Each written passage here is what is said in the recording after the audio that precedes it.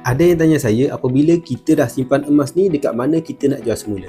Yang pertama adalah tip yang saya nak kongsikan apabila anda beli emas dengan sesebuah syarikat, sebagai contoh beli dengan syarikat X, jual semula dengan syarikat X. Jadi dalam konteks ini, andai kata anda menyimpan emas public gold, anda boleh saja pergi ke mana-mana cawangan public gold yang terdekat untuk jual balik emas anda. Andai kata jauh, anda juga boleh saja pergi ke Arhanu Pos Malaysia, Arhanu Tekun dan macam-macam Arhanu lagi. Yang seterusnya juga, anda boleh saja pergi jual emas kepada mana-mana kedai emas. Dan jika anda berada di luar negara, cash dah habis, tetapi anda ada emas di tangan, sebenarnya anda boleh sahaja pergi ke mana-mana kedai emas dan juga jual emas tersebut. Sebabnya emas ini laku di mana-mana tempat. Emas ini adalah wang antarabangsa, kita bawalah pergi ke mana pun ia tetap boleh dijual.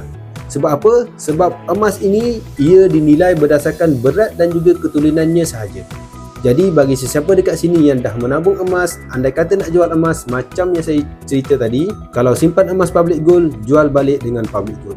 Jadi sesiapa yang nak mulakan simpanan emas public gold, emas fizikal macam ni, anda boleh menabung melalui akaun Emasgate Public Gold. Caranya bagaimana? Anda boleh rujuk pin video saya untuk 5 langkah mudah daftar akaun Public Gold ataupun cari saya di ruangan komen.